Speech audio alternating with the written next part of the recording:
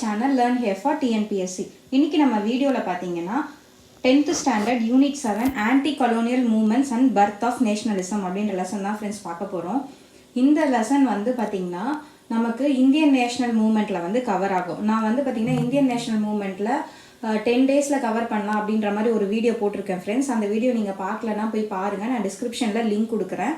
So அதில் கொடுத்துருக்க மாதிரி நான் எல்லா லெசன்ஸுமே வந்து பார்த்திங்கன்னா டெய்லி ஒரு லெசன் வந்து டீச் பண்ணிகிட்ருக்கேன்.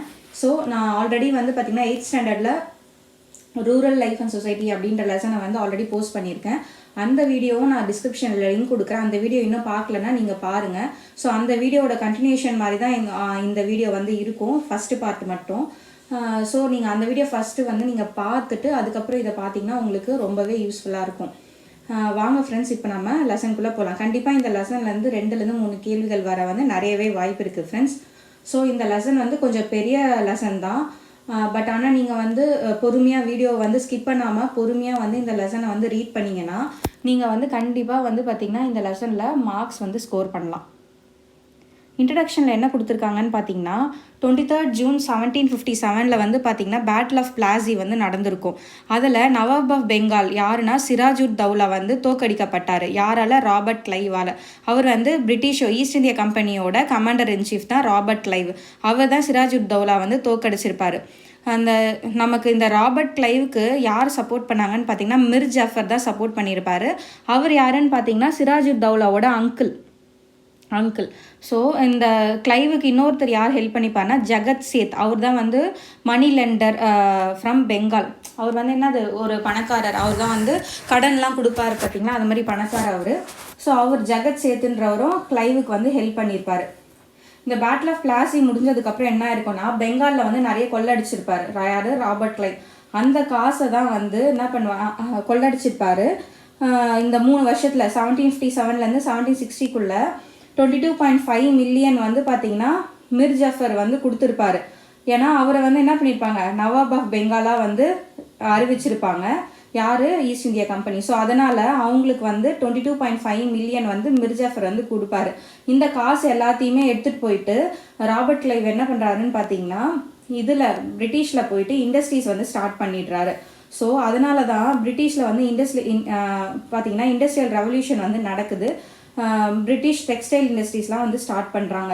அதனால் இந்தியாவில் வந்து டீஇண்டஸ்ட்ரியலைசேஷன் நடந்தது. இந்தியாவில் இருக்கிற இண்டஸ்ட்ரீஸ்லாம் வந்து க்ளோஸ் பண்ணுற மாதிரி ஒரு நிலைமை வந்தது. இதை மாதிரி நம்ம இந்தியாவிலேருந்து சுரண்டது வந்து நெக்ஸ்ட் 190 இயர்ஸ்க்கு வந்து கண்டினியூ ஆச்சு. டில் நம்ம இண்டிபெண்டன்ஸ் வரைக்குமே நம்ம இந்தியா கிட்ட இருந்து என்ன பண்ணுறாங்க, பிரிட்டிஷ் வந்து சுரண்டுறாங்க அப்படின்னு வந்து சொல்கிறாங்க இந்த இன்ட்ரடக்ஷனில்.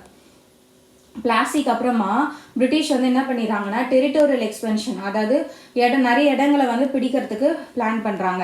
அதுக்கப்புறம் பிரிட்டிஷ் வந்து நிறைய சேஞ்சஸ் லேண்ட் ரெவன்யூ அட்மினிஸ்ட்ரேஷனில், ஆர்மியில், போலீஸ், ஜுடிஷியல் சிஸ்டம் இது எல்லாத்துலேயுமே நிறைய சேஞ்சஸ் வந்து கொண்டு வந்துடுறாங்க.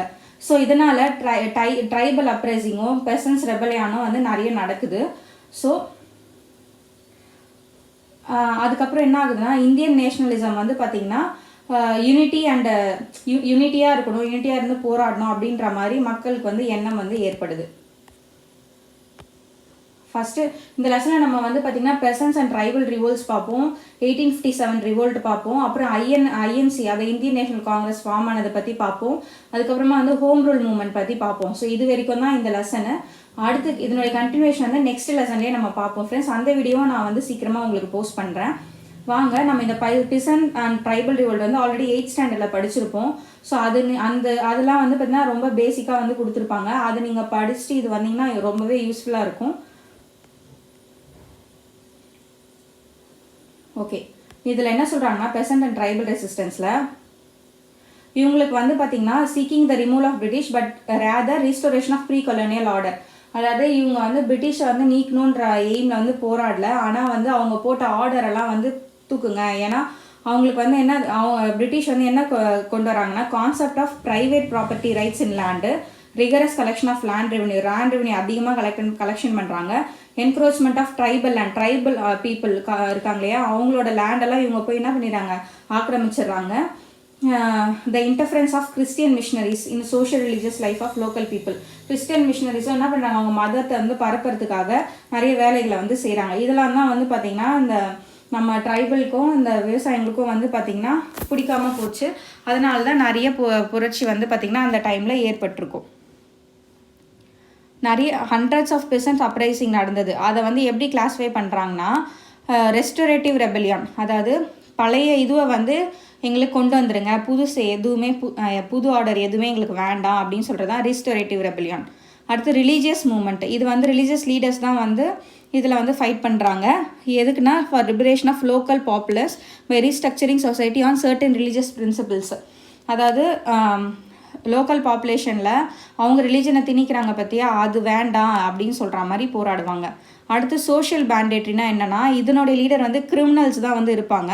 அவங்கள வந்து பார்த்திங்கன்னா மக்கள் வந்து அவங்கள ஹீரோவாகவும் சாம்பியனாகவும் வந்து கருதுவாங்க.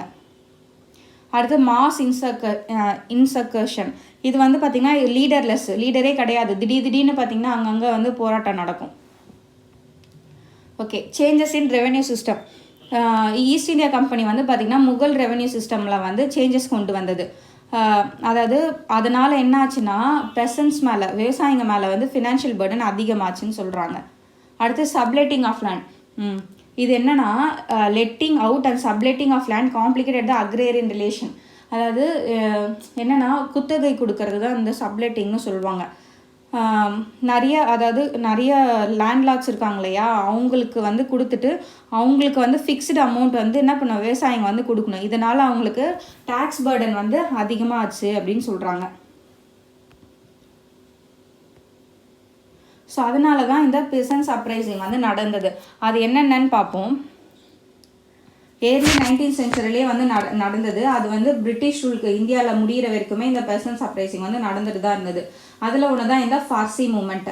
இதை யார் லான்ச் பண்ணதுன்னா ஹஜி ஷரியதுல்லா வந்து 1818 வந்து லான்ச் பண்ணியிருப்பார். எந்த ரீஜன்லாம்னா ஈஸ்டர்ன் பெங்கால் ரீஜனில் வந்து ஸ்டார்ட் பண்ணியிருப்பார்.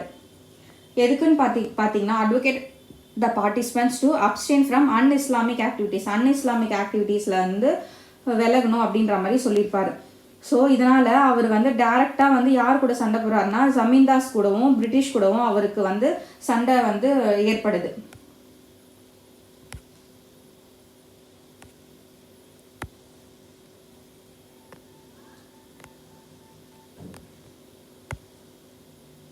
இவர் இறந்ததுக்கப்புறமா ஷரியதுல்லா இறந்ததுக்கப்புறமா 1839 அப்புறம் இந்த ரெபெலியானை வந்து முன்னெடுத்து நடத்தினது யாருன்னு பார்த்தீங்கன்னா அவரோட சன்னான துதுமியான் தான். ஸோ இவரும் என்ன பண்ணார், பெசன்ஸை கூப்பிட்டு டேக்ஸ்லாம் பே பண்ணாதீங்க அப்படின்னு வந்து சொல்லிடுறாரு. துதுமியான் என்ன சொல்கிறாருன்னா லேண்ட் வந்து belongs to God. So land வந்து யாரோடது, கடவுளோட தான். Collecting rent or levying taxes on it therefore against divine law. அதுக்கு வந்து நீங்கள் டேக்ஸ் கலெக்ட் பண்ணுறதுலாம் வந்து பார்த்தீங்கன்னா என்னது, அது வந்து நம்ம லாலேயே வந்து கிடையாது, அகெயின்ஸ்ட் தெய்வத்துக்கு அகெயின்ஸ்டாக நம்ம பண்ணுற மாதிரி அப்படின்னு வந்து சொல்கிறாரு. துதுமியான் வந்து 1862 இறந்துருவார். அவர் இறந்ததுக்கப்புறமா இதை யார் லீட் பண்ணுறாங்கன்னா நோஹாமியான் தான் வந்து 1870s வந்து நோஹாமியான் தான் இந்த ரிவோல்ட்டை வந்து இது பண்ணுவார், முன்னெடுத்து நடத்துவார். அடுத்து வஹபி ரெபெலியானின் பராசத். வஹபி ரெபெலியான் வந்து பார்த்தீங்கன்னா anti imperial and anti landlord movement, anti லேண்ட்லார்டை எதிர்த்து இப்போ வந்த மூமெண்ட் தான் இந்த வஹபி ரெபெலியான். இது வந்து 1827 ஸ்டார்ட் ஆகிடுச்சு. எங்கன்னா பராசத் ரீஜன் ஆஃப் பெங்காலில் இருக்க பராசத் ரீஜனில் தான். இதை யார் முன்னெடுத்து நடத்தினதுன்னு பார்த்தீங்கன்னா இஸ்லாமிக் ப்ரீச்சரான தித்துமெர் தான் வந்து இதை முன்னெடுத்து நடத்தியிருப்பார். இவர் வந்து வஹபி டீச்சிங்னால வந்து ரொம்பவே இன்ஃப்ளூயன்ஸ் பண்ணப்பட்டவர். மெஜாரிட்டி ஆஃப் த ஜமீன்தாஸ் வந்து ஹிந்து தான். ஸோ இந்த மூமெண்ட் வந்து பார்த்திங்கன்னா ஆன்டி இந்து காம்ப்ளெக்ஷனை வந்து கொண்டு வந்துருச்சு. November 6th 1831 first major attack வந்து எங்கே பண்ணாங்கன்னு பார்த்தீங்கன்னா டவுன் ஆஃப் பூர்ணியாவில் தான் வந்து அட்டாக் பண்ணியிருப்பாங்க இந்த பெசன்ஸ். தித்துமியர் வந்து இமிடியேட்டாக ஃப்ரீடம் டிக்ளேர் பண்ணிடுவார் பிரிட்டிஷ் ரூலேருந்து. ஆனால் வந்து பார்த்திங்கன்னா பிரிட்டிஷ் இதை சீக்கிரமாகவே அவங்களோட லார்ஜ் நம்பர் ஆஃப் ட்ரூப்ஸை வந்து அனுப்பி அதை வந்து அடக்கிடுவாங்க. ஸோ தித்துமியரும் அவரோட சேர்ந்து ஒரு 50 சோல்ஜர்ஸும் வந்து இந்த ஸ்ட்ரகிளில் வந்து கொலை பண்ணப்பட்டுருவாங்க. அடுத்து ட்ரைபல் அப்ரைசிங் பாருங்கள். பெசன்ஸ் அப்ரைசிங் பார்த்தோம், இப்போ நம்ம பார்க்க போகிறது ட்ரைபல் அப்ரைசிங். ஓகே, இவங்க என்ன கேட்குறாங்கன்னா கிளைம் டே டைரக்ட் ஃபஸ்ட்டு டைமாக வந்து இந்தியன் ஹிஸ்ட்ரியில் கவர்மெண்ட் வந்து claim the direct property right over forest வந்து கவர்மெண்ட்டுக்கு சொந்தமானதுன்னு சொல்லிட்டு சொல்கிறாங்க ஃபஸ்ட்டு டைம்லேயே. ஸோ அதனால் என்ன ஆகுதுன்னு பார்த்திங்கன்னா இந்த காட்டில் வாழ்கிற மக்கள் ட்ரைபல் பீப்புள் வந்து செம்மவே கோவப்பட்டு அதாவது இட் என்கரேஜ் கவர்மெண்ட் என்ன என்கரேஜ் பண்ணுதா, incursion of tribal areas by non tribal people such as money lenders, traders, land grabbers and contractors, இவங்க கையிலலாம் வந்து போயிடுது. ஸோ அதனால் loss of Adivasi land and their displacement from their traditional habitat. So அதனால் அவங்க என்ன ஆகுறாங்க, அவங்க இடத்த விட்டு இன்னும் அவங்க வேறு இடத்துக்கு மூவ் ஆகக்கூடிய சுச்சுவேஷனுக்கு தள்ளப்படுறாங்க. ஸோ அதனால தான் இந்த ட்ரைபல் ரெசிஸ்டன்ஸ் வந்து ஏற்பட்டு பார்த்திங்கன்னா புரட்சி வந்து வெடிக்குது. அதில் ஒன்று தான் கோல்ட் ரிவோல்ட் என்னன்னு பார்த்தீங்கன்னா எந்த பீரியடில் நடந்திருக்கும்னு பார்த்தீங்கன்னா 1831 to 32 தான். எந்த ஊருன்னு பார்த்தீங்கன்னா Chota Nagpur and Singhbhum region of Jharkhand and ஒரிசாவில் பார்த்தீங்கன்னா சோட்டா நாக்பூர் அண்ட் ஷிங்பம் ரீஜனில் தான். இதனுடைய லீடர் யாருன்னா பிந்த்ராய் அண்ட் சிங்ராய், இவங்க தான் இதனுடைய லீடர். ராஜா ஆஃப் சோட்டா நாக்பூர் வந்து பார்த்திங்கன்னா மணி லெண்டர்ஸ்க்கு வந்து லீஸ் கொடுத்துட்டு அந்த லேண்ட் ரெவன்யூ கலெக்ஷனை வந்து அவங்கக்கிட்ட கொடுத்துட்டாரு. ஸோ அதனால் இவங்க வந்து என்ன பண்ணிட்டாங்க, ரொம்பவே கோவப்பட்டு அந்த கோல்ஸ் வந்து என்ன பண்ணிட்டாங்க, கொள்ளை அடிக்கிறாங்க, அட்டாக் பண்ணுறாங்க. அவுட் சைட் யாருனா வெளிலேருந்து யாருனா வந்தாங்கன்னா அவங்கள வந்து அட்டாக் பண்ணுறாங்க. ஸோ மணி லெண்டர்ஸையும் மர்ச்சன்ட்ஸ்லேயும் வந்து கொலையும் பண்ணிடுறாங்க. ஸோ அவங்களோட மெசேஜை வந்து எப்படி ஸ்ப்ரெட் பண்ணாங்கன்னா, beating drums and circulation of arrow அதாவது வில் அம்பு விட்டும் ட்ரம்ஸ் அடித்தும் வந்து அவங்களோட மெசேஜை வந்து ஸ்ப்ரெட் பண்ணாங்க. எல்லா அவுட் சைடர்ஸும் இங்கேருந்து வெளில போயிடுங்க, யாருனா இங்கே இருந்தீங்கன்னா உங்களை நாங்கள் கொன்னுடுவோம் அப்படின்ற மாதிரியான மெசேஜஸ்லாம் கொடுக்குறாங்க. இவங்களோட பேலஸை வந்து அவங்க கண்ட்ரோல் கொண்டு வந்துட்டு இண்டிபெண்டன்ட் கவர்மெண்ட் வந்து ஃபார்ம் பண்ணிட்டாங்க. திரும்பவும் பிரிட்டிஷ் என்ன பண்ணிட்டாங்கன்னு பார்த்தீங்கன்னா இந்த ரிவோல்ட்டை சப்ரெஸ் பண்ணிட்டாங்க. அடுத்து சாந்தல் ஹூல், இது வந்து பார்த்திங்கன்னா ஈஸ்டர்ன் இந்தியாவில் ஸ்கேட்டர் ஆயிருந்தது இந்த மூமெண்ட்டு. இது வந்து பார்த்திங்கன்னா when force to move out their homeland during the process of creation of zamins under permanent settlement அப்போது என்ன ஆச்சுன்னு பார்த்தீங்கன்னா அவங்களோட இடத்த விட்டு மூவ் அவுட் ஆக சொன்னதுனால தான் இந்த சாந்தல் ஹூல் வந்து நடந்தது. ஃபாரஸ்ட் ஏரியாவை கிளியர் பண்ணாங்க, ராஜ்மஹால் ஹில்ஸை சுற்றி இருக்கிற ஃபாரஸ்ட் ஏரியா வந்து கிளியர் பண்ணாங்க. ஸோ அதை வந்து லோக்கல் போலீஸும் யூரோப்பியன் ஆஃபீஸர்ஸும் வந்து ரயில்வே கன்ஸ்ட்ரக்ஷனில் வந்து எங்கேஜ் ஆகிருந்தாங்க. ஸோ இதனால் அங்கே வாழ்ந்த பூர்வக்குடி மக்கள்லாம் வந்து அந்த இடத்துல வந்து வெளியேற்றப்பட்டாங்க. ஸோ வெளியேற்றப்பட்டதுனால இந்த சாந்தல்ஸ்லாம் வந்து யாரை நம்பி இருந்தாங்கன்னு பார்த்தீங்கன்னா மணி லெண்டர்ஸை நம்பி தான் இருந்தாங்க. சீக்கிரமாகவே அவங்க வந்து என்னது கடனாளியாக தள்ளப்பட்டிருப்பாங்க. ஸோ அவங்களுக்கு வந்து நியாயம் கிடைக்காததுனால அவங்களோட குறையை வந்து தீர்த்து வைக்காதனாலையும் இந்த அவுட் பிரேக் வந்து நடந்திருக்கும். 1854 வந்து பார்த்திங்கன்னா இது ஸ்டார்ட் ஆகிடுச்சு. இதை யார் லெட் பண்ணதுன்னா பிர்சிங் தான் வந்து லெட் பண்ணியிருப்பார். அகெயின்ஸ்ட் மகாஜன்ஸ் அண்ட் ட்ரேடர்ஸ் அவங்கள எதிர்த்து தான் இந்த சாந்தல் ஹூல் வந்து ரெபலியான் வந்து நடந்திருக்கும். பிர்சிங்கும் அவரோட ஃப்ரெண்ட்ஸும் சேர்ந்து நிறைய கொள்ளை அடிச்சிருப்பாங்க. மகாஜன்ஸும் மர்ச்சன்ட்ஸ் கிட்ட இருந்தும் நிறைய கொள்ளை அடிச்சிருப்பாங்க. 1855 2 சாந்தல் பிரதர்ஸான சித்து அண்ட் கண்ணு தான் வந்து பார்த்திங்கன்னா அவங்க என்ன சொல்கிறாங்கன்னா அவங்களுக்கு வந்து டிவைன் மெசேஜ் வந்தது, கடவுள்கிட்ட இருந்து ஒரு மெசேஜ் வந்திருக்கு, எங்கள் 2 பேரையும் இதை லீட் பண்ணி நடத்த சொல்லியிருக்காரு கடவுள் அப்படின்னு வந்து சொல்லுவாங்க. June 30, 1855 அவங்க என்ன அனௌன்ஸ் பண்ணாங்கன்னா கடவுள் வந்து எங்களுக்கு ஒரு ஆர்டர் போட்டிருக்காரு, to slaughter all the mahajans and darogas, மகாஜன்ஸையும் தரோகாஸையும் வெட்டி போடுங்க அப்படின்னு சொல்லிட்டு கடவுள் வந்து எங்களுக்கு ஆர்டர் போட்டிருக்காருன்னு சொல்லியிருப்பாங்க. ஸோ 2 தரோகாஸை வந்து சாந்தல் க்ரௌட் வந்து கில் பண்ணியிருப்பாங்க. தரோகாஸ்ன்றது வந்து சீஃப் போலீஸ் ஆஃபீஸரை தான் அப்போது தரோகான்னு சொல்லுவாங்க. ஜூலை 1855 வந்து பார்த்திங்கன்னா மகாஜன்ஸை எதிர்த்து வந்து இவங்க போராட ஆரம்பித்தாங்க. ஜமீன்தாஸோ பிரிட்டிஷ் அஃபீஷியல்ஸு மகாஜன்ஸ் இவங்களை எதிர்த்துலாம் போராடி இருப்பாங்க. அவங்க வந்து மார்ச் வித் பவுஸு, வில்லு, பாய்சன்ட் ஆரோ, ஆக்சஸ்ஸு, கத்தி எல்லாத்துலேயும் பாய்சன் தடவி எடுத்துகிட்டு போவாங்க. Taking over Rajmahal and Bhagalpur, அதை 2த்தையும் நம்ம டேக் ஓவர் பண்ணிடணும்னு சொல்லிட்டு. In response villages were raided and properties destroyed by the British என்ன பண்ணாங்கன்னா அவங்களோட வில்லேஜஸ் எல்லாம் வந்து கொள்ளையடிச்சிட்டு அவங்களோட ப்ராப்பர்ட்டிஸ் எல்லாம் டெஸ்ட்ராய் பண்ணியிருப்பாங்க.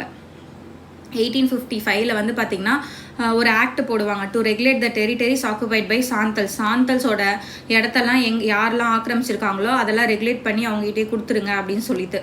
ஸோ அவங்களுக்கு அதனால் அவங்களுக்குன்னு ஒரு செப்பரேட் டிவிஷனே கொடுத்துட்டாங்க. சாந்தல் பர்கனா டிவிஷன் சொல்லிட்டு ஒரு தனி டிவிஷனே வந்து கொடுத்துருப்பாங்க. அடுத்து பாருங்க முண்டா ரெபலியான் வந்து பார்த்திங்கன்னா ராஞ்சியில் தான் வந்து நடந்திருக்கும். இதை வந்து உலுகன் ரெபலியான்னு சொல்லுவாங்க. முண்டா பீப்புள் வந்து பார்த்திங்கன்னா கோஆப்ரேட்டிவ் ஆர் கலெக்டிவ் ஃபார்மிங்கில் வந்து அவங்க ரொம்பவே தேர்ந்தவங்க. இந்த கோஆப்ரேட்டிவ் ஆர் கலெக்டிவ் ஃபார்மிங்கில் என்ன சொல்லுவாங்கன்னு பார்த்தீங்கன்னா அவங்க குண்ட் கட்டி அப்படின்னு சொல்லிட்டு குண்ட் கட்டின்னு சொல்லுவாங்க, ஜாயிண்ட் ஹோல்டிங் லேண்ட் சொல்லுவாங்க. அதை வந்து டோட்டலாக எரோட் பண்ணிவிட்டு ப்ரைவேட் ஓனர்ஷிப் ஆஃப் லேண்டை வந்து கொடுத்துருவாங்க. ஸோ அதனால தான் இவங்க வந்து என்ன பண்ணிடுவாங்க, டென்ஷன் ஆகிடுவாங்க. டென்ஷன் ஆகிட்டு இந்த முண்டா ரெபெலியன் வந்து ஸ்டார்ட் ஆகும். இந்த முண்டா பீப்புளெலாம் வந்து என்ன பண்ணாங்க, ஃபோர்ஸ்ஃபுல்லாக வந்து அவங்கள அடிமைகளாக வந்து இந்த பிளான்டேஷன் ஒர்க்கில் வந்து ஈடுபட வைப்பாங்க.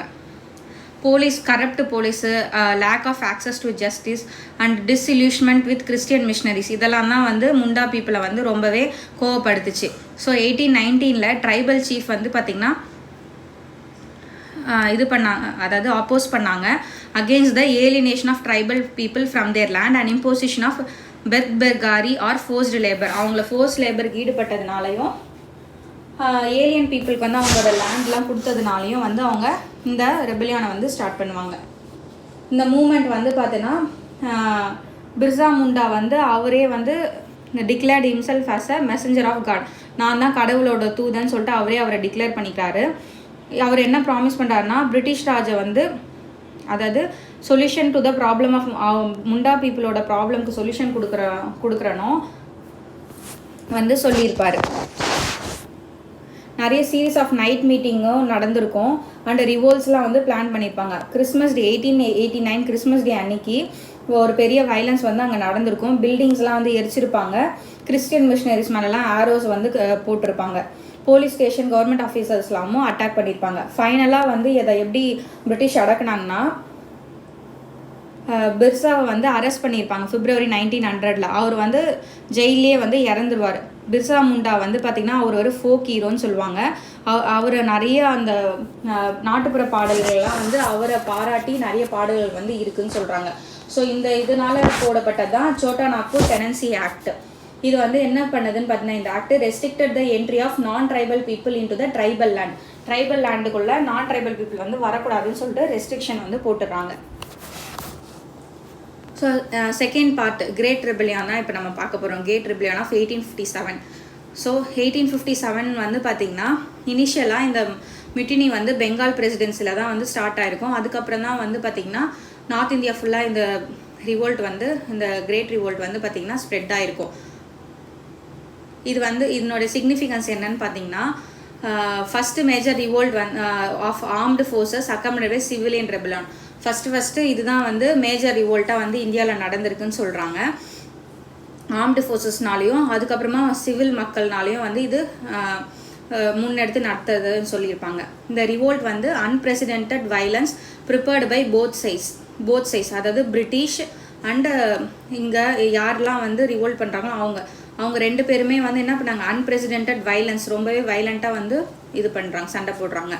ரிவோல்ட் வந்து பார்த்திங்கன்னா ரோல் ஆஃப் ஈஸ்ட் இந்தியா கம்பெனியோட ரோலை வந்து எண்ட் பண்ணிடுது. கவர்மெண்ட் இந்தியன் சப்கார்டினென்ட் வந்து யார் டேக் ஓவர் பண்ணுறாங்கன்னா பிரிட்டிஷ் க்ரௌனே வந்து டேக் ஓவர் பண்ணிடுறாங்க. இந்த ரிவோல்ட்டுக்கான காரணங்கள் என்னென்னு பார்க்க போகிறோம். ஃபஸ்ட்டு காரணம் வந்து பார்த்திங்கன்னா அனெக்சேஷன் பாலிசி ஆஃப் பிரிட்டிஷ் இந்தியாவோட அனெக்சேஷன் பாலிசி, அதாவது அவங்க ஏரியாஸை வந்து கைப்பற்றுறாங்க இல்லையா, டெரிட்டரிஸை வந்து விரிவுபடுத்தணும்னு நினைக்கிறாங்க பற்றியா, அதுதான் ஒரு மேஜர் காசாக இருந்தது. அதுக்கு தான் அவங்க doctrine of paramountcy, doctrine of lapse இது மாதிரி இதெல்லாம் வந்து போடுறாங்க, பாலிசிஸ்லாம் வந்து போடுறாங்க. டாக்ட்ரின் ஆஃப் பேராமௌன்சின்றது என்னென்னா, நியூ டெரிட்டரிஸ் வந்து அனெக்ஸ் பண்ணிவிடுவாங்க. அதை எதனால் அனெக்ஸ் பண்ணுறாங்கன்னா, நேட்டிவ் ரூலர் வந்து கரப்டாக இருந்தார்னா, அவர் வந்து ரொம்பவே கரப்ஷனான ரூலராக இருந்தார்னா அந்த ஏரியாவை வந்து அனெக்ஸ் பண்ணிடுவாங்க. அடுத்து டாக்ட்ரின் ஆஃப் லாப்ஸ். அதுக்கப்புறம் பார்த்திங்கன்னா டாக்ட்ரின் ஆஃப் லாப்ஸ் இது வந்து பார்த்திங்கன்னா அதாவது அவங்களுக்கு ஆண் வாரிசு இல்லை அப்படின்னு பார்த்திங்கன்னா, ஆண் வாரிசு இல்லாமல் அந்த ராஜா இறந்துட்டாரு அப்படின்னு பார்த்திங்கன்னா ஆட்டோமேட்டிக்காக அந்த பிளேஸ் அந்த நாடு வந்து பார்த்திங்கன்னா யார் கையில் போயிடும், பிரிட்டிஷ்கிட்ட வந்து போயிடும். இது மாதிரி தான் சத்தாரா, சாம்பல்பூர், பார்ட் ஆஃப் பஞ்சாப், ஜான்சி, நாக்பூர் அந்த ரீஜன்லாம் வந்து பிரிட்டிஷ் வந்து அனெக்ஸ் பண்ணியிருப்பாங்க.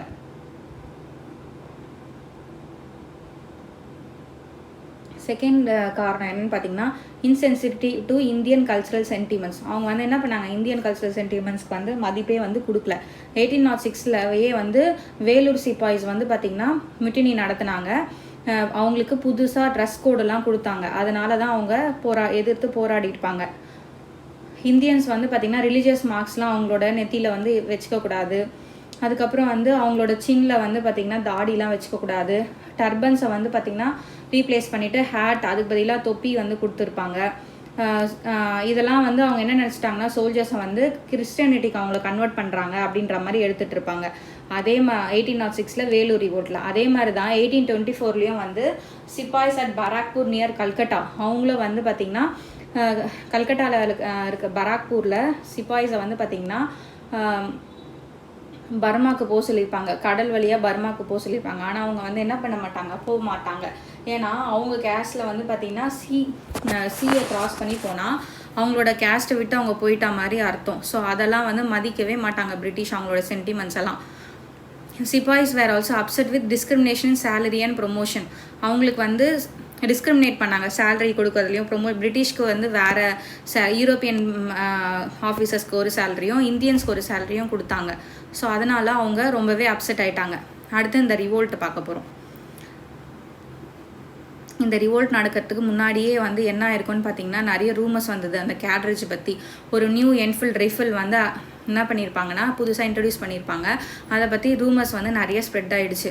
அந்த கேட்ரேஜில் வந்து கவ் அண்ட் பிக்கு ஃபேட்டை வந்து க்ரீஸ் பண்ணியிருக்காங்க. அதை வந்து நம்ம கடிச்சு தான் வந்து லோட் பண்ணணும் கன்னில் அப்படின்ற மாதிரி ஒரு ரூமர் ஸ்ப்ரெட் ஆகிருக்கும். போர்க் வந்து பார்த்திங்கன்னா முஸ்லீம்ஸ்க்கு வந்து ஃபோர்பிடன் அண்டு கவு வந்து பார்த்திங்கன்னா ஹிந்துஸோட கடவுளாக நம்ம மதிக்கிறது. ஸோ அதை நம்ம வாயில் கடிச்சு தான் அந்த துப்பாக்கியில் லோட் பண்ணி ஷூட் பண்ணணுன்றதுனால அது வந்து சோல்ஜர்ஸ்க்கு வந்து பிடிக்காமல் போயிடும். ஸோ 29 மார்ச் வந்து மங்கள் பாண்டே அப்படின்ற ஒரு சிப்பாய் வந்து பார்த்திங்கன்னா யூரோப்பியன் ஆஃபீஸரை வந்து அவர் சுற்றுவார். ஸோ அதனால் அவருக்கு வந்து கோர்ட் வந்து தூக்கு தண்டனை கொடுத்துரும். இதுக்கப்புறம் தான் வந்து என்னாச்சு, டிஸ்ஒபீடியன்ஸ்லாம் வந்து அதிகமாக வந்து இன்க்ரீஸ் ஆச்சு. பர்னிங் அண்ட் ஆர்சன்ஸ்லாம் வந்து பார்த்திங்கன்னா ஆர்மி கண்டோன்மெண்ட்டில் எங்கன்னா அம்பலா, லக்னோ, மீரட் இங்கெல்லாம் வந்து ஆர்மி கண்டோன்மெண்ட்லலாம் வந்து என்ன பண்ணாங்க, நிறைய இடத்த வந்து எரிக்க ஆரம்பித்தாங்க. பகதூர் ஷா வந்து பார்த்தீங்கன்னா proclaimed as emperor of Hindustan. 11 May 1857 என்ன இருக்குன்னா மீரட்டில் சிப்பாய்ஸ் வந்து பார்த்திங்கன்னா மீரட்லேருந்து டெல்லி ரெட் ஃபோர்ட்க்கு வந்து மார்ச் பண்ணி போவாங்க. மார்ச் பண்ணி போகும்போது முகல் எம்பரரான பகதூர் ஷா 2 வந்து அவங்களோட லீடராக வந்து சொல்லுவாங்க. அவர் வந்து பார்த்தோன்னா ஃபஸ்ட்டு ஒத்துக்க மாட்டார். அதுக்கப்புறமா வந்து அந்த ஆஃபரை அக்செப்ட் பண்ணிப்பார். அக்செப்ட் பண்ணிவிட்டு அவரை தான் வந்து ஷஹென்ஷா இந்துஸ்தான் அப்படின்னு சொல்லிட்டு, அதாவது எம்பரர் ஆஃப் இந்துஸ்தான்ட்டு டிக்ளேர் பண்ணுவாங்க. சூன் இந்த ரெபல்ஸ்லாம் வந்து பார்த்திங்கன்னா கேப்சர் பண்ணிடுவாங்க. என்ன ரீஜன்லாம், நார்த் வெஸ்டர்ன் ப்ராவின்சஸ் இந்த ரீஜன்லலாம் இந்த சோல்ஜர்ஸ் வந்து கேப்சர் பண்ணிடுவாங்க. பிரிட்டிஷ் ரூல் இன்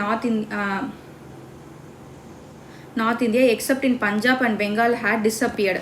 நார்த் இந்தியாவில் பிரிட்டிஷ் ரூல் எல்லா இடத்துலையுமே வந்து போயிட்டு இந்த சோல்ஜர்ஸ் போயிட்டு என்ன பண்ணிடுவாங்க, ஆக்குப்பை பண்ணிடுவாங்க.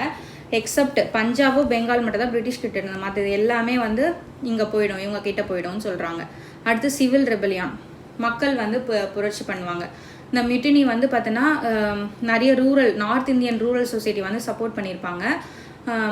சிப்பாய்ஸ்லாம் வந்து யாருன்னு, இப்போ இருக்க சிப்பாய்ஸ்லாம் யாருன்னு பார்த்தீங்கன்னா அப்போது இருந்த விவசாயிகள் தான் இப்போது யூனிஃபார்ம் போட்ட சிப்பாய்களாக வந்து இருக்காங்க. ஃபஸ்ட்டு ரிபிலியான் வந்து நார்த் வெஸ்டர்ன் ப்ராவின்சஸ் அண்ட் ஊதில் வந்து தான் ஸ்டார்ட் ஆகிருக்கும். இந்த 2 ரீஜன்ஸுமே வந்து இந்த 2 ரீஜன்ஸ்லேருந்து தான் வந்து சிப்பாய்ஸ் வந்து நிறையவே ரெக்ரூட் பண்ணப்பட்டிருப்பாங்க. இந்த மேப்பில் தான் எந்தெந்த ரீஜன்ஸில் வந்து இந்த 1857 ரிவோல்ட் நடந்ததுன்னு சொல்லியிருப்பாங்க. ஸோ இதில் எந்தெந்த ரீஜனில் யார் யார் தலைமையில் நடந்ததுன்னு இந்த மேப்லேயும் நீங்கள் எழுதி வச்சிங்கன்னா ரிவிஷன் அப்போ உங்களுக்கு யூஸ்ஃபுல்லாக இருக்கும்.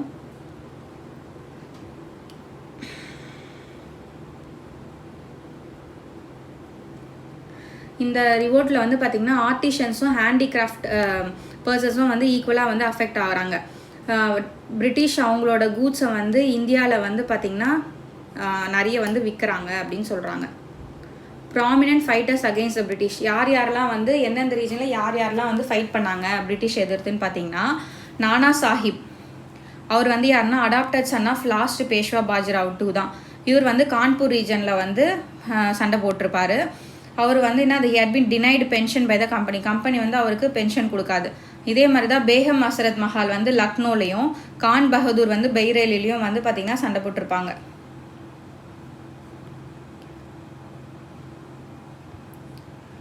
அடுத்து ராணி லக்ஷ்மி பாய், ஜான்சியில் இருக்க ராணி லக்ஷ்மி பாய், இவங்க வந்து பார்த்திங்கன்னா டாக்டரின் ஆஃப் லாப்ஸ் மூலிமா அவங்களோட ரீஜனை வந்து என்ன பண்ணியிருப்பாங்க, கைப்பற்றியிருப்பாங்க. ஸோ அதனால ராணி லக்ஷ்மி பாய் வந்து போராடி இருப்பாங்க.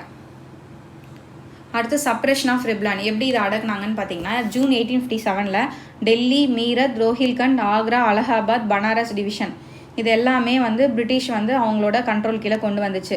பிரிட்டிஷ் ஆஃபீஸர்ஸ்க்கு வந்து பவர் கொடுத்துட்டாங்க to judge and take the life of Indian without due process of லாலாம் பார்க்காதீங்க, நீங்கள் என்ன பண்ணுங்கள், உங்களுக்கே நாங்கள் பவர் கொடுத்துறோம், நீங்களே ஜட்ஜ்மெண்ட் போட்டு நீங்களே அந்த இதை வந்து அடக்கணும் அப்படின்ற மாதிரி சொல்லிடுறாங்க. வில்லியம் ஹோவர்ட் ரசல்ஸ் இவர் வந்து பார்த்திங்கன்னா லண்டன் டைம்ஸோட கரஸ்பாண்டன்ட். அவர் வந்து இந்த பீரியடில் இந்தியாவில் இருந்திருப்பார். அப்போது அவர் வந்து ஒரு ஆஃபீஸரை மீட் பண்ணுறார். அந்த ஆஃபீஸர் வந்து கலோனல் நீல் கீழே ஒர்க் பண்ண ஒரு ஆஃபீஸர்.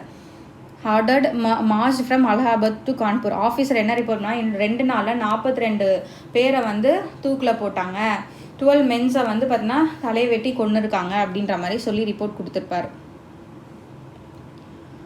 அடுத்து காசஸ் ஆஃப் ஃபெயிலியர். ஏன் வந்து இந்த ரிவோல்ட் ஃபெயிலியர் ஆச்சுன்னு பார்த்தீங்கன்னா, இதை எதுவுமே பிளான் பண்ணி இவங்க வந்து நடக்கலை. திடீர்னு ஸ்பான்டேனியஸாக தான் வந்து இந்த ரிவோல்ட் வந்து ஸ்டார்ட் ஆகிருக்கும். நிறைய இந்தியன் ஸ்டேட்ஸ் வந்து பார்த்திங்கன்னா ஒரு எந்தூசியாசமே இல்லாமல் நிறைய இந்தியன் பிரின்சஸ் வந்து இதில் பார்ட்டிசிபேட் பண்ணவே இல்லை. எந்த ஒரு ஆர்ம்ஸ் அண்ட் அமிடேஷன்ஸுமே இவங்கக்கிட்ட வந்து இல்லை. இங்கிலீஷ் எஜுகேட்டட் மிடில் கிளாஸும் வந்து இதை சப்போர்ட் பண்ணவே இல்லை. எந்த ஒரு யார் இவர் தான் தலைமை ஏற்று இதை நடத்தினார் அப்படின்ற மாதிரி எந்த ஒரு தலைமையுமே இல்லை, எந்த ஒரு காமன் அஜெண்டாவுமே இவங்களுக்கு இல்லை. ஸோ இதனால தான் வந்து இது ஃபெயிலியர் ஆகிருக்கும். ஃபைனலாக இதை வந்து பியூட்டலாக சப்ரஸ் பண்ணிட்டாங்க. இவங்கக்கிட்ட வெப்பன்ஸ் கிடையாது, ஒரு ஆர்கனைசேஷன் கிடையாது, ஒரு டிசிப்ளின் கிடையாது. ஸோ இதனால தான் இது வந்து ஃபெயிலியர் ஆச்சுன்னு சொல்கிறாங்க. டெல்லி வந்து பிரிட்டிஷ் ட்ரூப்ஸ் வந்து லேட்டராக வந்து கேப்சர் பண்ணிட்டாங்க. 1857 பகதூர் ஷா வந்து கேப்சர் பண்ணிவிட்டு அவரை பர்மாவுக்கு வந்து அனுப்பிச்சிருவாங்க. அடுத்து India become a crown colony. India வந்து இந்த ரிவோல்ட்டுக்கு அப்புறம் என்ன ஆகும்னு பார்த்தீங்கன்னா, ஈஸ்ட் இந்தியா கம்பெனியோட கண்ட்ரோலில் இருந்து பிரிட்டிஷ் க்ரௌனுக்கிட்டவே வந்து போயிடும். பவர் வந்து டிரான்ஸ்ஃபர் ஆகிடும் East India Company to British crown. So அதனால் பிரிட்டிஷ் க்ரௌன் கீழே போயிட்டதுனால ரெகுலராக பார்லிமெண்ட்ரி ரிவ்யூஸ்லாம் வந்து நடக்கும். இந்தியன் அஃபேர்ஸ் இந்தியாவோட இதுக்காக ரெகுலராக பார்லிமெண்ட்ரி ரிவ்யூஸ்லாம் வந்து நடக்கும். சேஞ்சஸ் இன் அட்மினிஸ்ட்ரேஷன், நிறைய அட்மினிஸ்ட்ரேட்டிவ் சேஞ்சஸ்லாம் வந்து நடக்கும். குவீன் விக்டோரியா வந்து proclaimed to Indian people that British would not interfere in traditional institution and religious matters. British வந்து தலையிடாது, எந்த ஒரு ட்ரெடிஷ்னல் இதுலேயுமே தலையிடாது. ஆல்சோ அவங்க என்ன ப்ராமிஸ் பண்ணாங்கன்னா, இந்தியன்ஸ் வந்து அப்சர்வ்ட் இன் கவர்மெண்ட் சர்வீசஸில் அவங்களை நாங்கள் ரெக்ரூட் பண்ணுறோம். 2 சேஞ்சஸ் வந்து மேட் பண்ணுறாங்க. ஸோ இந்தியன் ஆர்மியோட ஸ்ட்ரக்சரில் நம்பர் ஆஃப் இந்தியன்ஸை வந்து ரெடியூஸ் பண்ணுறாங்க. இம்பார்ட்டண்ட் ரேங்க்ஸ் அண்ட் பொசிஷன்ஸ் வந்து ஹோல்ட் பண்ணிக்கிறாங்க. அடுத்து பிரிட்டிஷே வந்து ஆர்ட்லரி எல்லாம், அதாவது அந்த ஆயுதங்கள்லாம் இருக்கு இல்லையா, அதெல்லாம் அவங்க கண்ட்ரோல் கீழே வச்சுக்கிறாங்க. அந்த ரெக்ரூட் பண்ணுற அந்த வேலையை வந்து பார்த்திங்கன்னா, recruiting efforts to regions and communities that remain loyal during 1857 ரிவோல்ட்டில் பிரிட்டிஷ்க்கு லாயலாக இருந்தவங்ககிட்டே இந்த ரெக்ரூட்மெண்ட் வேலையை வந்து கொடுத்துட்றாங்க. பிரிட்டிஷ் வந்து பார்த்திங்கன்னா turned away from Rajput, Brahmins and north Indian Muslims and looked towards நான் இந்து குரூப். இவங்களெல்லாம் விட்டுட்டு நான் இந்து குரூப்ஸ் கிட்ட, கூர்கா, சீக்ஸு, பத்தன்ஸ் இவங்க கிட்டலாம் வந்து பார்த்திங்கன்னா என்ன பண்ணிடுறாங்க, இணக்கமாக இருக்காங்க.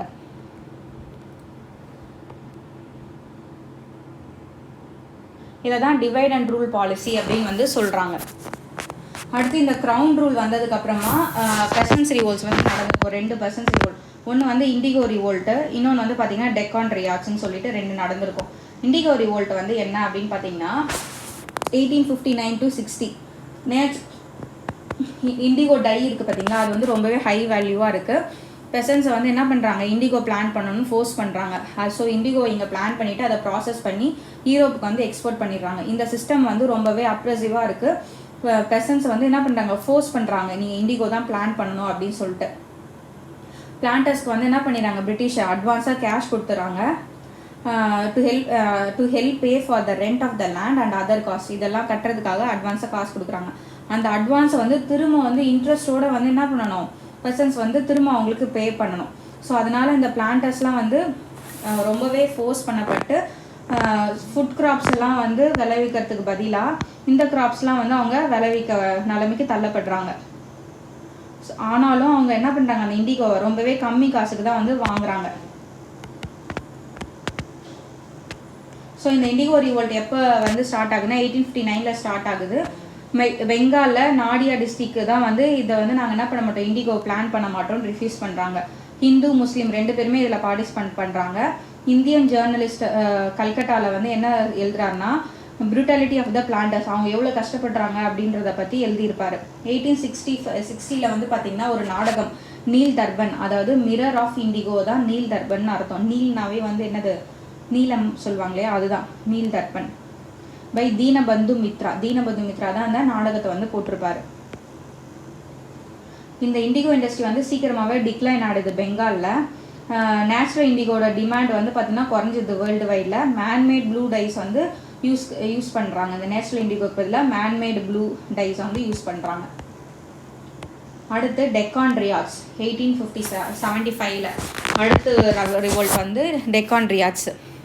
டீஇண்டஸ்ட்ரியலைசேஷனால் ஒர்க்கர்ஸ்க்கு எல்லாருக்குமே வந்து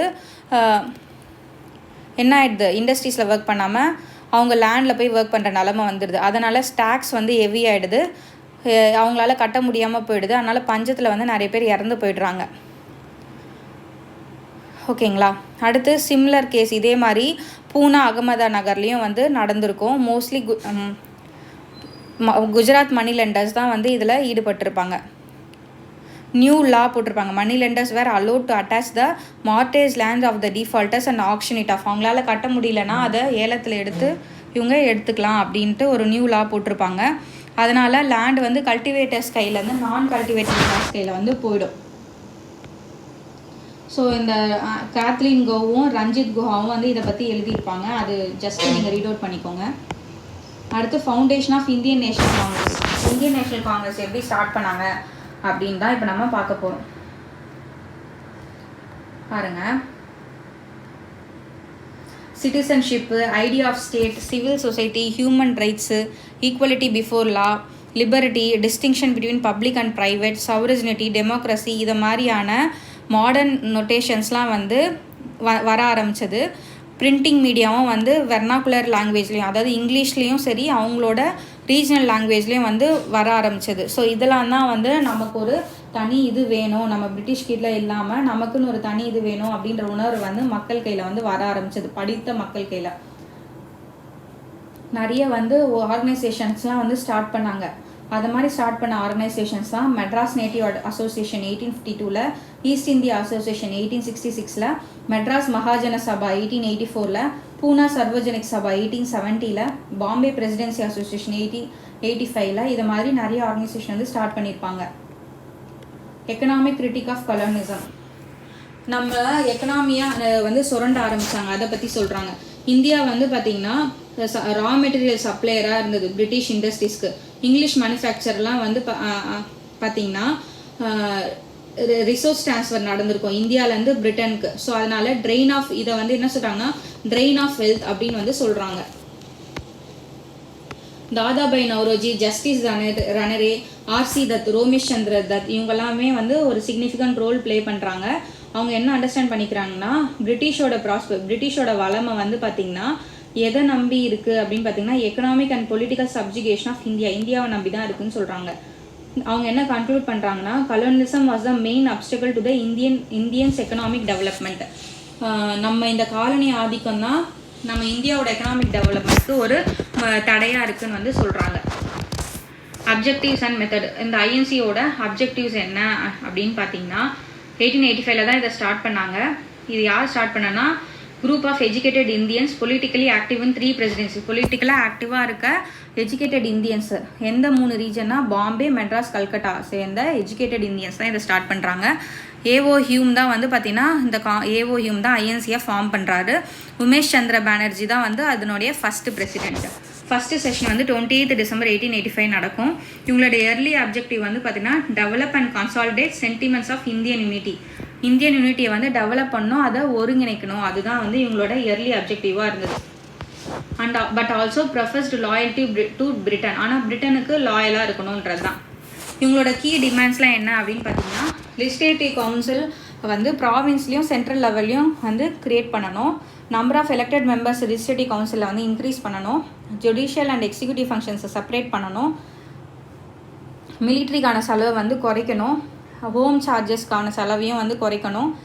trial by jury, extension of trial by jury, holding civil service எக்ஸாம்ஸை வந்து இந்தியா இங்கிலாந்து 2 இடத்துலையும் நடக்கணும். போலீஸ்க்கு வந்து நிறைய வந்து ரிஃபார்ம்ஸ் கொண்டு வரணும். ரீகன்சிடரேஷன் ஆஃப் ஃபாரஸ்ட் லாவை வந்து ரீகன்சிடர் பண்ணணும். இந்தியன் இண்டஸ்ட்ரீஸை ப்ரொமோட் பண்ணணும். இதெல்லாம் தான் அவங்களோட அப்ஜெக்டிவாக இருந்தது.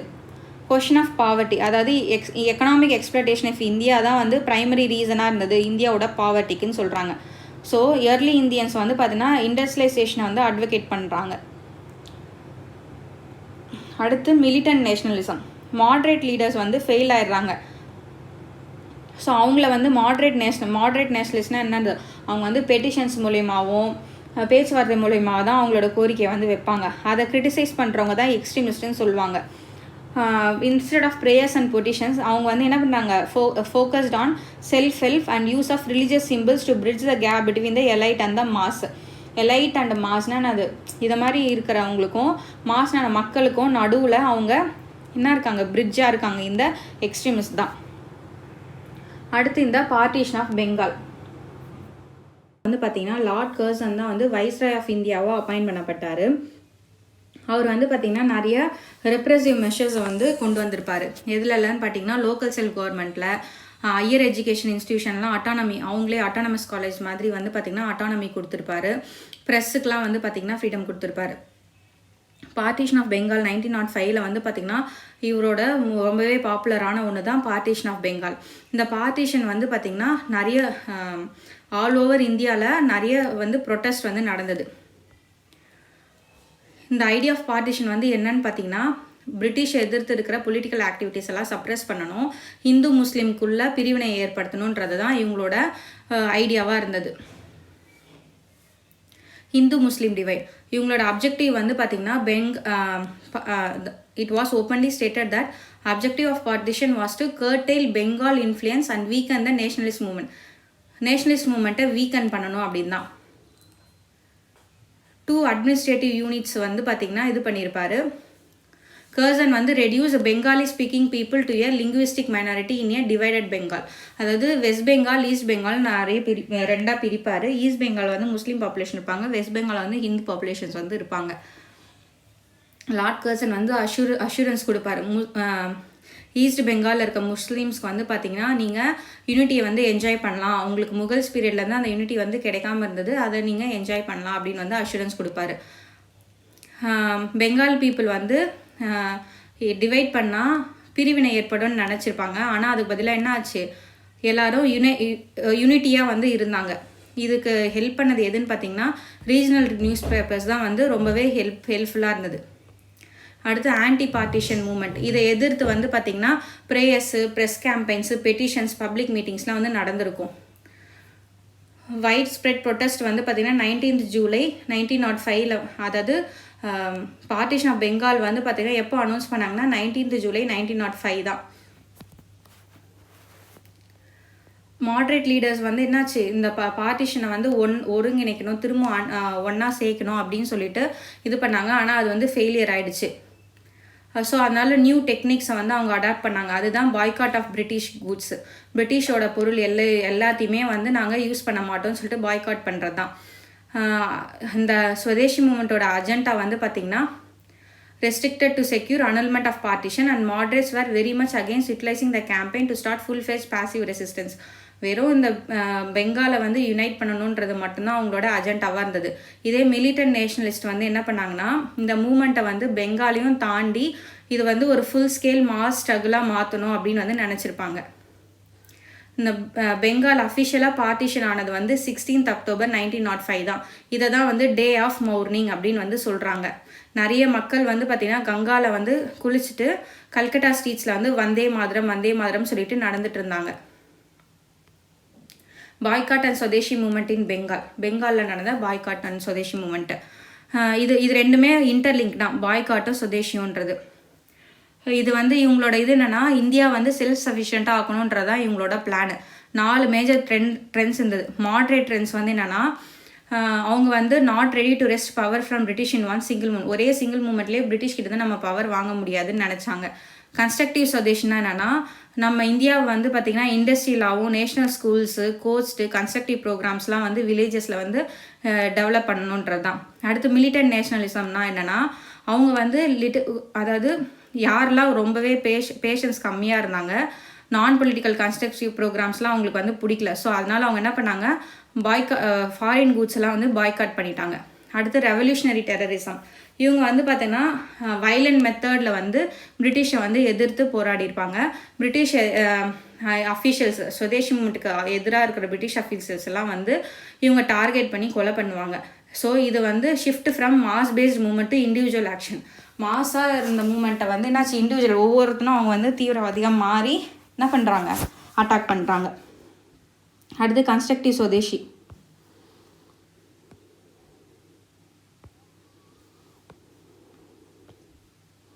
இந்த சுதேசி வந்து என்ன ஹெல்ப் பண்ணுச்சுன்னு பார்த்தீங்கன்னா, ஒரு சிட்டிசனை வர்த்தான ஒரு சிட்டிசனாக பொலிட்டிக்கல் அகிடேஷன்ஸ்க்கு ஒரு வர்த்தான சிட்டிசனை வந்து உருவாக்குச்சு.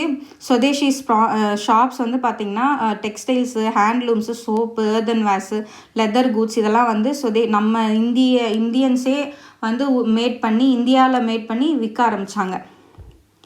Passive resistance. சுதேசி ப்ரோக்ராம் வந்து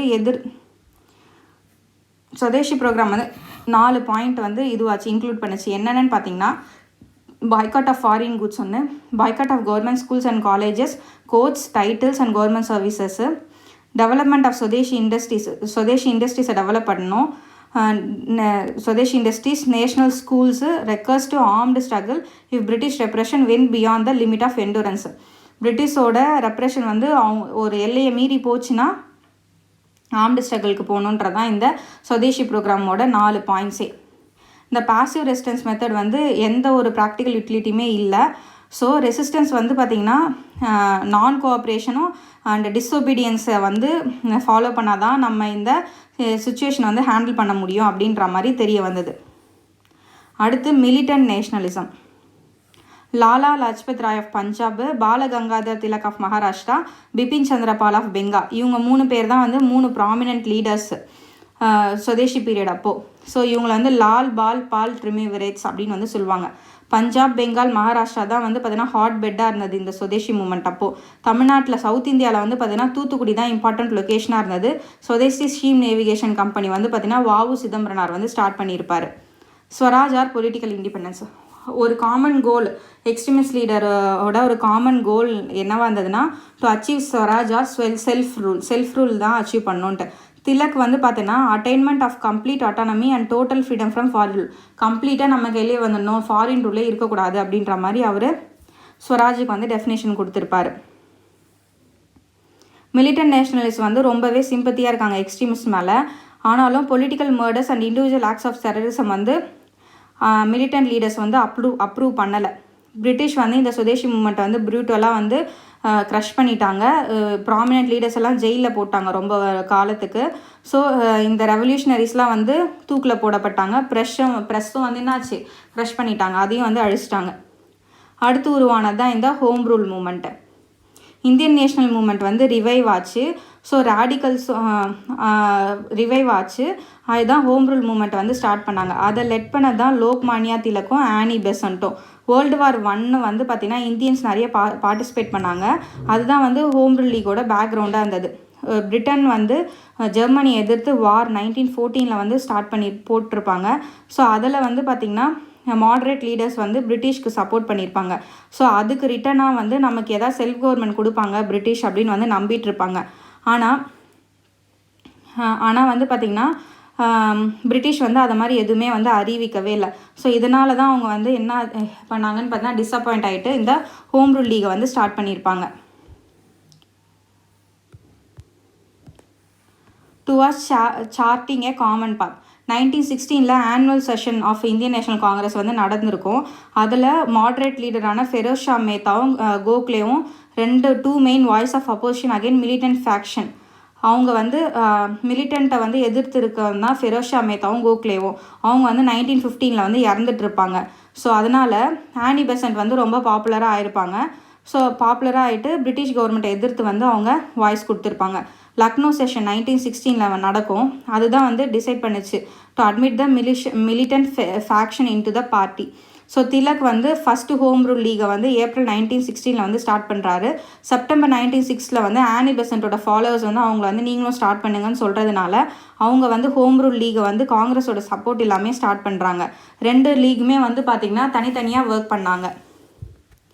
அவங்களோட ப்ரொபகண்டா வந்து பார்த்திங்கன்னா அந்த ஹோம் ரூல் லீக் வந்து எந்த மாதிரி மெத்தட்லலாம் இது பண்ணாங்கன்னா propaganda through press, speech, public meeting, lecturers, discussions and touring in favour of self government.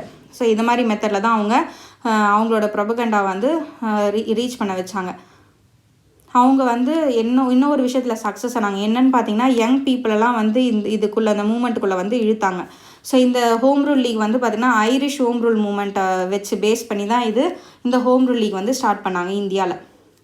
Home rule லீகோட objective என்னன்னு பார்த்தீங்கன்னா செல்ஃப் கவர்மெண்ட் வேணும், பிரிட்டிஷ்குள்ளவே நாங்கள் இங்கே செல்ஃப் கவர்மெண்ட் வந்து வச்சுக்கிறோம் அப்படின்னு வந்து சொல்கிறாங்க. ஸோ ஆனி பெசன்ட்டோட ஒரு கோட் வந்து இருக்கும், India should demand self government not based on loyalty to British government or as a reward for a service in the war but as a right based on the principle of national self determination. அதாவது India வந்து பிரிட்டிஷ்க்கு லாயலாக இருந்ததுக்காகவும் and வாரில் participate பண்ணதுக்காகவும் self government இல்லை, அது வந்து அவங்களோட ரைட்டு அப்படின்னு வந்து சொல்லியிருப்பாங்க. அடுத்து அவங்களோட செகண்ட் அப்ஜெக்டிவ் என்னென்னா to obtain the status of dominion a political position according to Australia, Canada, south Africa, New Zealand மாதிரி நமக்கும் டொமினியன் ஸ்டேட்டஸ் வேணும்னு கேட்டிருப்பாங்க. அடுத்து நான் வைலண்ட் கான்ஸ்டியூஷனல் மெத்தட்ஸை தான் வந்து யூஸ் பண்ணுவோம் இந்த கோல் அச்சீவ் பண்ணுறதுக்கு அப்படின்னு வந்து இதுதான் அவங்களோட 3 அப்ஜெக்டிவாக இருந்தது ஹோம் ரூல் லீகோட. அடுத்து லக்னோ பேக்ட் தான் 1960 வந்து போட்டிருப்பாங்க. இதில் தான் ரீயூனியன் மாட்ரேட்ஸும் எக்ஸ்ட்ரீமிஸ்டும் வந்து ரீயூனியன் நடந்திருக்கும். முஸ்லீம்ஸோடவும் வந்து டாக்ஸ் வந்து ஏற்பட்டிருக்கும். லக்னோ பேக்ட் வந்து பார்த்திங்கன்னா காங்கிரஸ் அண்ட் முஸ்லீம் லீக் வந்து அக்ரி ஆகிட்டு சீக்கிரமாக வந்து செல்ஃப் கவர்மெண்ட் வந்து இந்தியாவுக்கு வந்து வரணும் அப்படின்னு சொல்லுவாங்க. ரிட்டர்னாக வந்து பார்த்திங்கன்னா காங்கிரஸ் லீடர்ஷிப் வந்து accepted the concept of separate electorate for முஸ்லீம்க்கு வந்து செப்பரேட் எலக்டோரேட் கொடுக்கறதுக்கும் வந்து ஐஎன்சி வந்து அப்ரூவ் பண்ணிடுச்சு. அடுத்து பிரிட்டிஷ் ரெஸ்பான்ஸ். இந்த ஹோம் ரூல் லீக்னால் பிரிட்டிஷ் என்ன ரெஸ்பான்ஸ் பண்ணாங்கன்னு பார்த்தீங்கன்னா இனிஷியலாக வந்து மோர் இந்தியன்ஸ் வந்து லோக்கல் அட்மினிஸ்ட்ரேட்டிவ் பாடிஸில் வந்து அப்பாயின்ட் பண்ணப்பட்டாங்க. 1919 வந்து மாண்டேகு செம்ஸ்வர்த் ரிஃபார்ம் வந்து இந்தியா கொண்டு வந்தாங்க. அவங்க என்ன ப்ராமிஸ் பண்ணாங்கன்னா கிராஜுவல் ப்ராக்ரஸ், செல்ஃப் கவர்மெண்ட் வந்து நாங்கள் கிராஜுவலாக கொடுக்குறோம் அப்படின்னு வந்து சொன்னாங்க. இதுவுமே என்னாச்சு, ஒரு டீப் டிஸப்பாயின்மெண்ட் தான் வந்துச்சு இந்தியன் நேஷனலிஸ்ட்டுக்கு. அதுக்கப்புறம் அவங்க ரவுலத் ஆக்ட்னு ஒரு ஆக்ட் போட்டாங்க.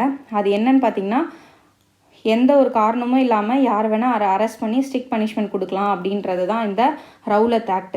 ஸோ இதனுடைய கண்டினியூஷன் வந்து நம்ம நெக்ஸ்ட் லெசனில் பார்ப்போம் ஃப்ரெண்ட்ஸ். இவ்வளோ தான் இந்த லெசன் முடிஞ்சது. இந்த வீடியோ உங்களுக்கு ரொம்ப பிடிச்சிருக்குன்னு நினைக்கிறேன். ஸோ நெக்ஸ்ட் லெசன் நான் வந்து சீக்கிரமாக போடுறேன். உங்கள் ஃப்ரெண்ட்ஸுக்கும் இந்த வீடியோ வந்து ஷேர் பண்ணுங்கள். நீங்கள் இன்னும் என் சேனல் சப்ஸ்கிரைப் பண்ணலைன்னா சப்ஸ்கிரைப் பண்ணுங்கள் ஃப்ரெண்ட்ஸ்.